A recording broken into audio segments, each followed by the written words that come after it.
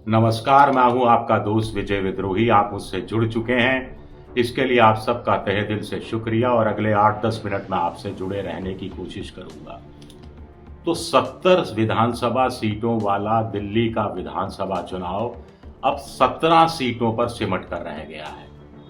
कुल मिलाकर 17 सीटें, यानी हर चौथी सीट फंसी हुई है।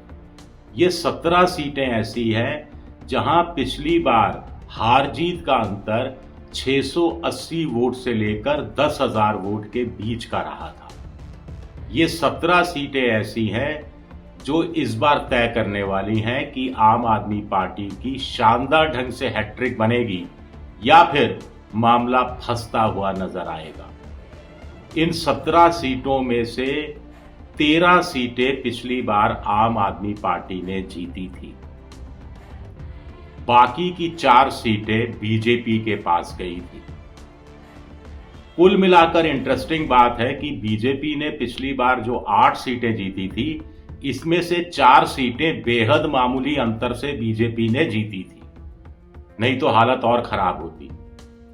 और आम आदमी पार्टी ने जो 13 सीटें जीती मामूली अंतर से, उसकी वजह से आम आदमी पार्टी, आप समझ लीजिए, पिछली बार भी 49-50 से बढ़कर 62 तक पहुंच गई थी।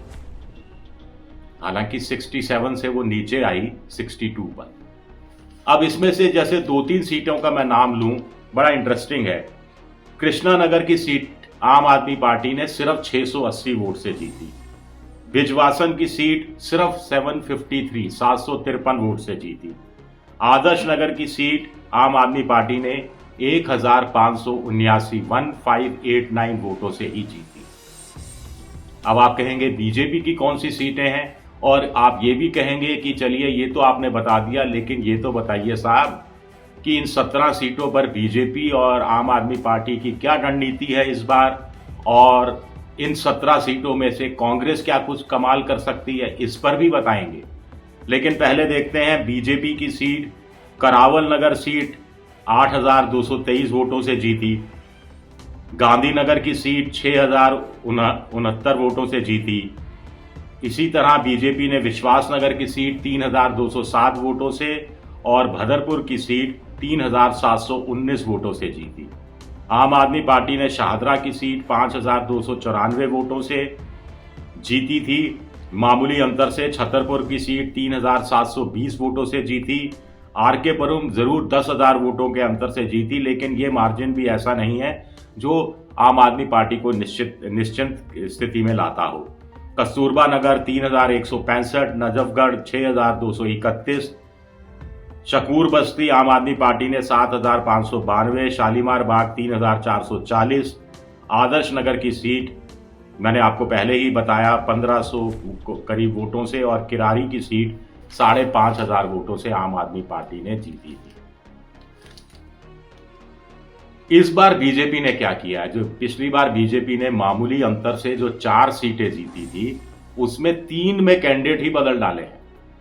बीजेपी के नेताओं का कहना है कि कैंडिडेट इसलिए बदले गए हैं क्योंकि बीजेपी को लग रहा है कि इस बार स्ट्रॉन्ग कैंडिडेट दे दिया गया है उनके हिसाब से, फिर हिंदू मुसलमान वाला एंगल काम करेगा, फिर आम आदमी पार्टी के एमएलए के खिलाफ इन 4 सीटों पर एंटी इनकम्बेंसी काम करेगी, तो आम आदमी पार्टी को इन 4 सीटों पर हराना या अपनी सीट को जो मामूली अंतर से बीजेपी ने जीती थी उसको बरकरार रखना आम आदमी बीजेपी के लिए संभव हो पाएगा। अभी दरअसल अपनी सीटों को, इन 4 सीटों को बरकरार रखने के लिए बीजेपी पूरा दमखम लगा रही है। यहां भी बड़ा इंटरेस्टिंग है कि करावल नगर से जो बीजेपी के एमएलए थे मोहन सिंह बिष्ट, उनको मुस्तफाबाद भेज दिया गया और कपिल मिश्रा को टिकट दिया गया है, क्योंकि कपिल मिश्रा हिंदू मुसलमान करने के लिए जाने जाते हैं और स्ट्रॉन्ग कैंडिडेट बीजेपी उनको मानकर चल रही है। गांधीनगर में अरविंद सिंह लवली को चुनाव मैदान में उतारा गया है अनिल कुमार वाजपेयी की जगह। मजे की बात है कि जो ये अरविंदर सिंह लवली हैं, ये पिछली बार 2020 में कांग्रेस की सीट टिकट पर जीते थे और कांग्रेस के उन 3 खुशकिस्मत उम्मीदवारों में से थे जिनकी जमानत बच गई थी।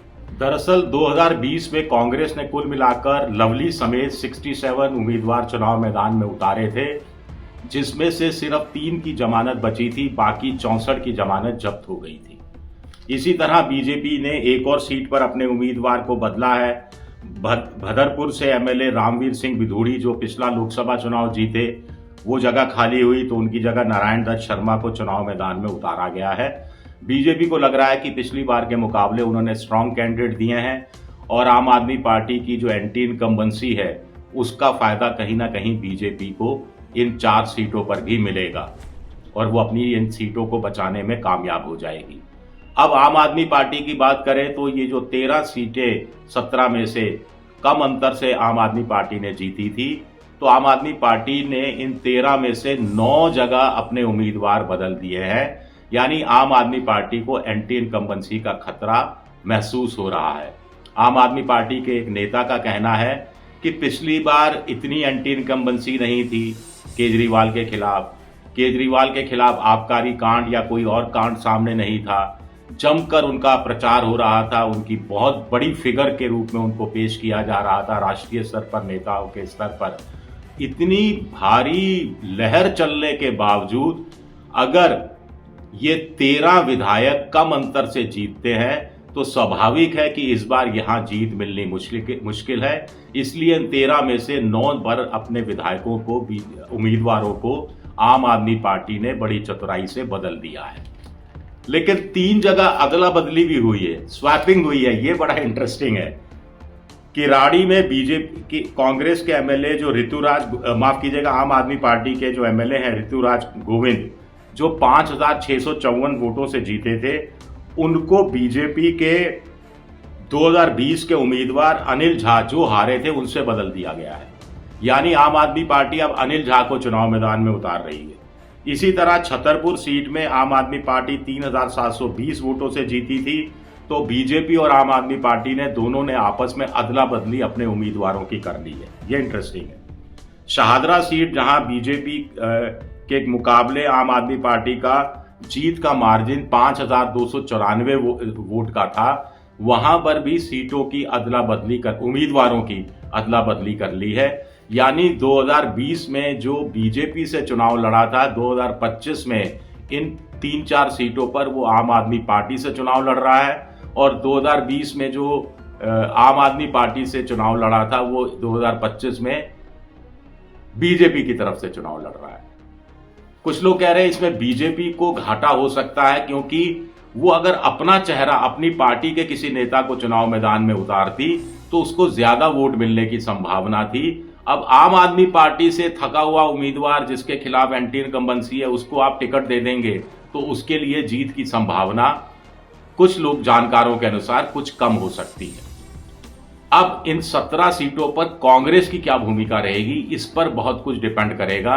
अगर कांग्रेस मजबूती से इन सीटों पर उभरती है तो कुछ जगह वो बीजेपी को चोट पहुंचा सकती है, लेकिन अधिकांश जगह वो आम आदमी पार्टी को चोट पहुंचाने की क्षमता रखती है। ये कहानी भी कुल मिलाकर सामने आ रही है। यानी 17 सीटों तक दिल्ली विधानसभा चुनाव फंसता हुआ नजर आ रहा है। शुक्रिया मेरा ये वीडियो देखने के लिए, बहुत बहुत शुक्रिया।